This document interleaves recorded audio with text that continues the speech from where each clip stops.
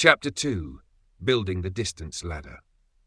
The man who discovered 10 quadrillion stars.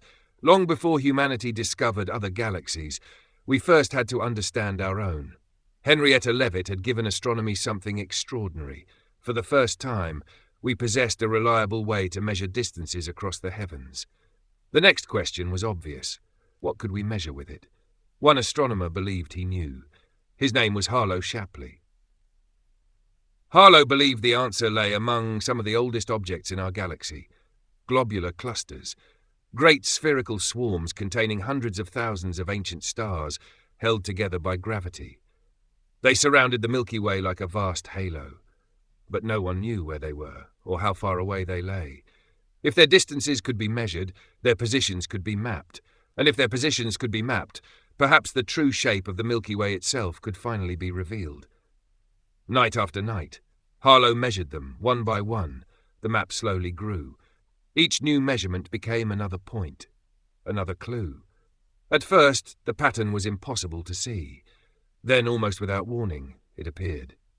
The globular clusters were not centered on the sun. They surrounded another point. Far away in the direction of Sagittarius, Harlow checked the measurements, then checked them again. The answer refused to change. The sun was not the center of the Milky Way. Our solar system occupied no privileged position. It was simply one ordinary star, living in one quiet corner of an immense stellar system. That discovery alone would have transformed humanity's understanding of the heavens. But Harlow's map had another story to tell. The Milky Way itself was far larger than anyone had imagined. Not a modest collection of stars surrounding the sun, but a galaxy of astonishing scale. For the first time, humanity could begin to appreciate the true size of its cosmic home. Harlow believed he had finally mapped the universe. Looking back, he was only half right. His map ended at the shoreline.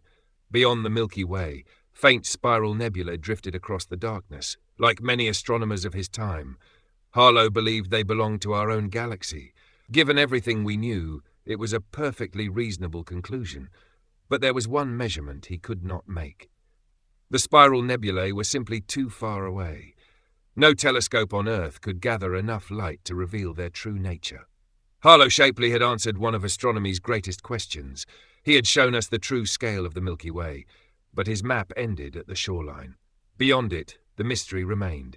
The answer would require a new eye. High above Los Angeles, I made that same climb. Waiting above me was the 100-inch Hooker telescope, the largest telescope humanity had ever built. Its enormous mirror gathered light so faint that previous generations of astronomers had never known it existed. I admired Harlow Shapley's work. He had shown us the true scale of our own galaxy, but one mystery still remained. What were the spiral nebulae? Were they clouds of glowing gas drifting within the Milky Way? Or were they something far more distant? If I could find a Cepheid variable star inside one of them, I could measure its distance. The most promising target was the Great Andromeda Nebula. To the naked eye, it appeared as little more than a faint smudge of light. Even through the Hooker telescope, its true nature remained hidden. Photography became my greatest ally. A photographic plate could patiently collect light for hours. Long after the human eye had reached its limit, the plate continued recording. Hidden within those images were stars no observer could ever see while standing at the telescope. So I compared them. One plate, then another, looking for something that changed. One evening, it did. A tiny point of light had grown brighter. Days later, it had faded again. I leaned over the photographic plate and wrote 3 simple letters beside it. VAR, variable. But not every variable star is a Cepheid. The investigation had only begun. Night after night, I measured its changing brightness, patiently recording its rhythm. Eventually, the pattern became unmistakable. It was a Cepheid. At that moment, Henrietta Leavitt's discovery reached farther than anyone had ever imagined. Now came the moment of truth. I measured how bright the star appeared, compared it with how bright it truly was. Its distance simply fell out of the mathematics. The answer was astonishing. This wasn't a star inside the Milky Way. It lay far beyond its outermost reaches. If the star was there, then the spiral surrounding it had to be there too. There was only one possible conclusion. The Andromeda Nebula wasn't a nebula at all. It was another galaxy. With that single discovery, the known universe became unimaginably larger. The Milky Way, with its hundreds of billions of stars, was no longer the universe.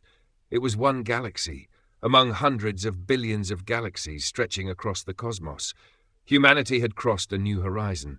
Everything we had once believed to be the whole of creation had become one small part of something vastly greater. In the years that followed, I helped establish observational cosmology as one of science's great frontiers. I helped shape the scientific vision for the world's first 200-inch telescope. My name became attached to one of astronomy's most important laws, and one of its fundamental constants. I became one of the first astronomers recognized around the world beyond the scientific community. Decades later, humanity launched one of the greatest scientific instruments ever built. They gave it my name,